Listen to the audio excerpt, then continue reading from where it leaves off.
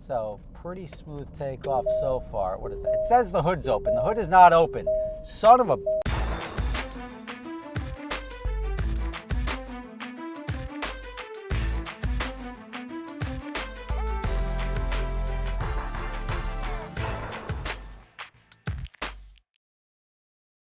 All right, before we get started, today's video is sponsored by Omaze, and Omaze brings you great opportunities, experiences, and prizes that you can win in exchange for making donations to certain charities. They've supported a bunch across the world, and today is no exception. We have a great charity, and the prize is even better. It is the single fastest BMW production car ever made. Carve the racetrack, canyon, or carpool lane in BMW's most powerful production car ever. With only 2,000 models being built, you'll be the envy of everyone else on the road in this super stylish, super limited edition BMW. The 2022 BMW M5 CS has upped the ante with this super sedan. The epitome of luxury and performance, 0 to 60 in 2.9 seconds, merino leather and Alcantara upholstery, 627 horsepower, carbon fiber and gold bronze accents. This BMW M5 CS is more focused, quicker, lighter, and has more capabilities than any other M5 before it. It's the definition of dream car, and you can make it your reality by entering for your chance to win today. And also benefiting from the sweepstakes will be Charlize Theron's Africa Outreach Project. Africa Outreach Project has a mission to advance and invest in the health, education, safety, and community support of young people living in South Africa to create a more equitable future for all. So don't forget, if you want a chance to win the M5 CS and support the Africa Project, there's a link below in the description, omaze.com/superspeedersRob. What's up, everybody? Rob Ferretti here, and I'd like to introduce my new-to-me Aston Martin Vantage. Now, you may have heard me talk about the Aston Martins, how they were terrible rental cars and I wouldn't want to rent them ever again.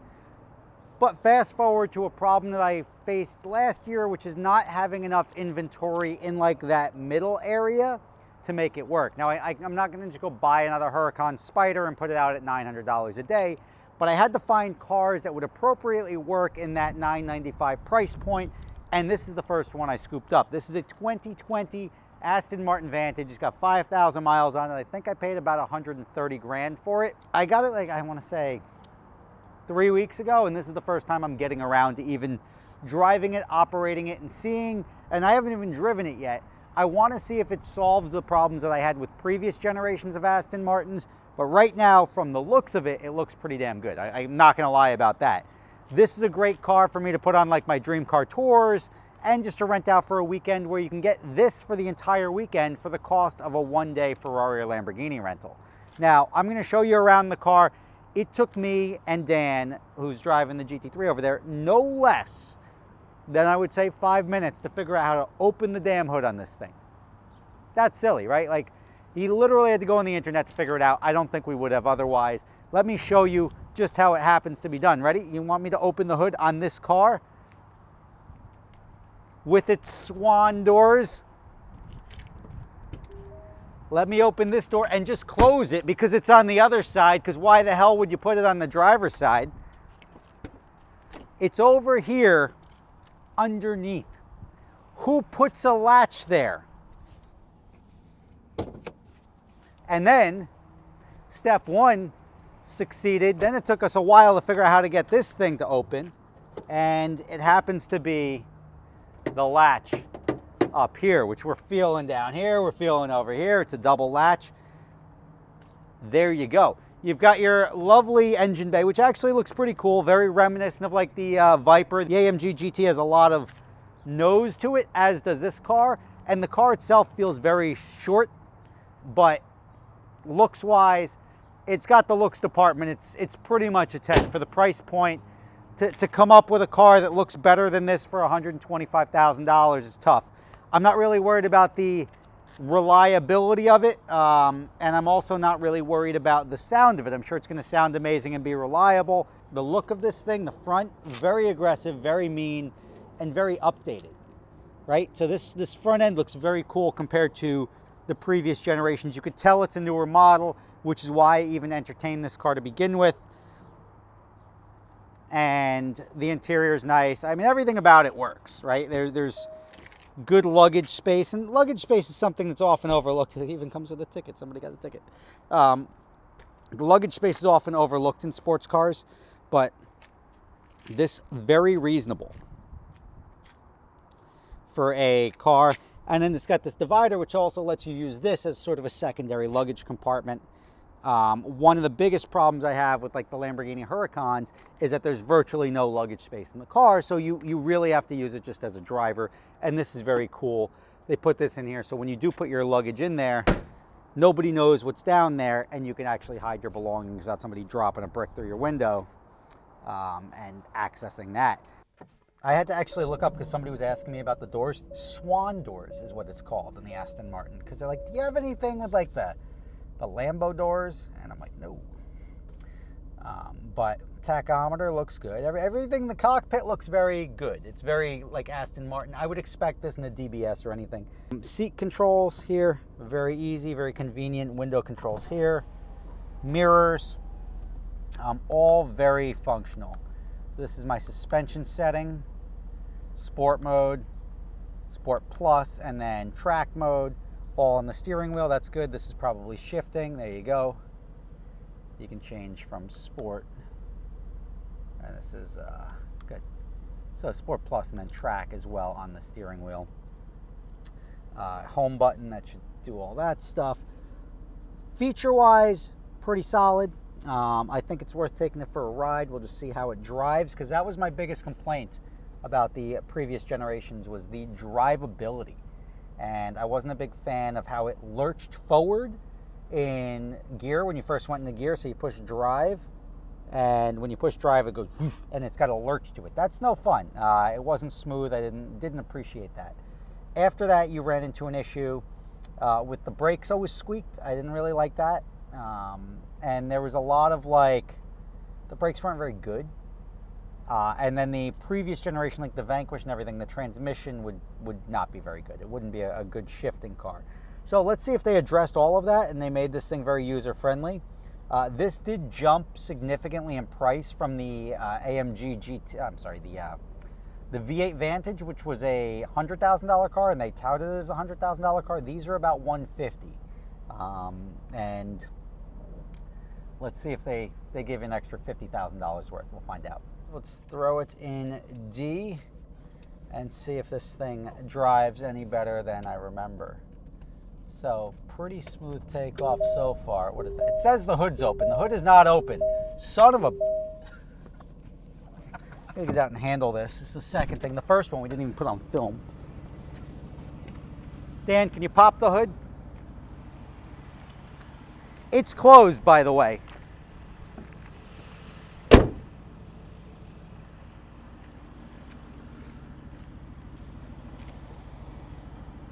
Apparently the left latch didn't catch as well as it should have. That should have rectified the situation. Let me buckle up, put my microphone on my seatbelt. So let's try it again. Here we go. All right, smooth takeoff. That is a significant improvement over previous generations. I figure we'll just go down the road of death for the hell of it. This is Alfred Avenue in Teaneck, everybody. It's a suspension check. And you may think I'm taking the dramatic route. I am taking the cleanest route I can. Whoop. Come on. This is embarrassing. All right, now I'm gonna get around this crater here, cut all the way over to this side. And this, you think you've made it through, you got to avoid that giant hole that will swallow a car at the end here. I think the roads are better in Ukraine than here. Yeah.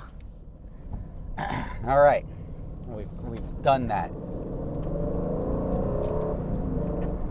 All right, let's see how it goes here. I wonder what they would do is if I just pave the damn road myself. Got it just the right amount of getty up. Sounds good. Shifts nice. I mean, I don't think it's going to make me a buyer. I don't think there's anything you can do to make me an Aston Martin buyer, personally, unless it was like a nice V12. It's got a little bit of a squeak behind the passenger seat there, which I remember on Aston Martins, a little squeak, little rattle here or there. But other than that, the drivability is actually pretty nice, and I'm in sport mode, not even anything crazy yet. Let's see here. Let me just do a quick. Yeah, the squeaking would bother the crap out of me. It's quick. It's not fast. Like not like throw you in the back Lambo fast, but it's a quick car. What is that? That's annoying. And this is a 5,000 mile car. I mean, granted, it's all warranty, so I just got to bring it in, but that's annoying.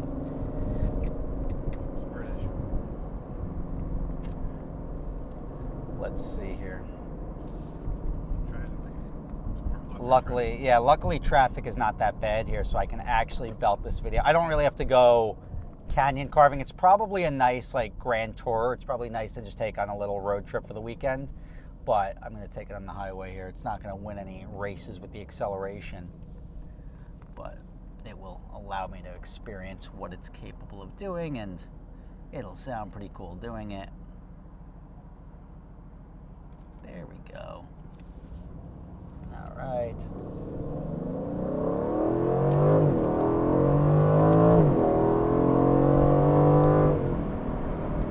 I mean, yeah, it's nice. Like, you can definitely have fun with that. If you had to pick one sports car, the brakes don't squeak, which is a tremendous improvement, and the brakes are actually pretty good. And again, I'm in sport mode, not sport plus, not anything else. Let me put it in the Sport Plus, a little bit more responsive. I mean, I'm not gonna lie, I'm not a buyer, but I'm a renter. Like, I would, if I was doing a trip or something like that and I can get this for half the cost of a Ferrari, I'm in. Like, and as where I thought as a guy who rents exotic cars, I would never rent exotic cars, I am pretty much the renter of exotic cars when I do all my trips, because it always comes down to a value equation of, can I rent a car for cheaper than it would cost me to then ship my own and put miles on my own car. So a lot of the times I do end up renting, and I would not think twice about renting this car. This actually would make a very pleasant trip. It's a good experience, but not the only experience I want, if that makes sense. Now I'm in track mode. I didn't do that intentionally. I think it did it by itself because I probably clicked the button twice and it wasn't very responsive. But again, I get this. This car works for me, where the DB9 and the Vanquish prior, they both had their high points. The DB9 was really, it was a proper piece of rubbish, as they would say in Britain. But this thing, they addressed, they made it better, and they sort of had to, because if you don't make it better, then you're Alfa Romeo, and nobody wants to be Alfa Romeo. Well, there goes my invite from Alfa to anything. Got a little bit of that snap, I guess you call it like a burble tune on the shifts. People love that. Drives all the women crazy. But to me, it's a solid car. Like this is a $125,000 car all day long. I can't say whether I'd prefer this or the NSX in that price point. I don't know. That's a tough one. It's a toss-up. I don't think you can go wrong either way. There's probably a $125,000 Porsche I would take as a guy spending his own money.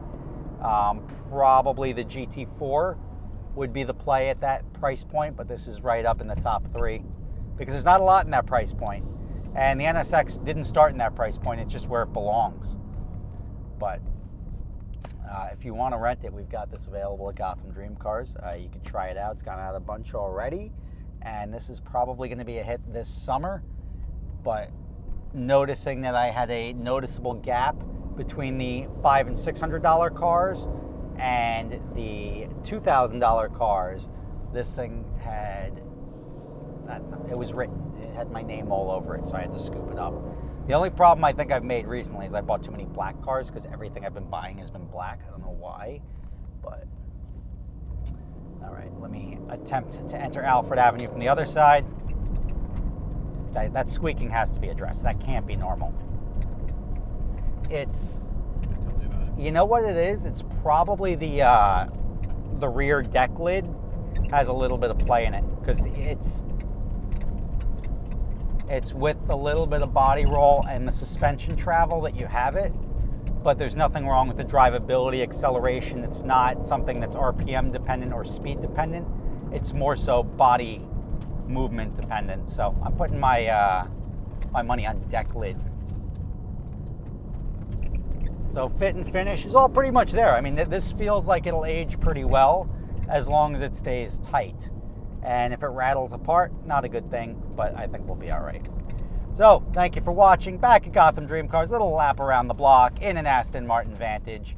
And it is one of my newest rentals that you can get your hands on if you're interested.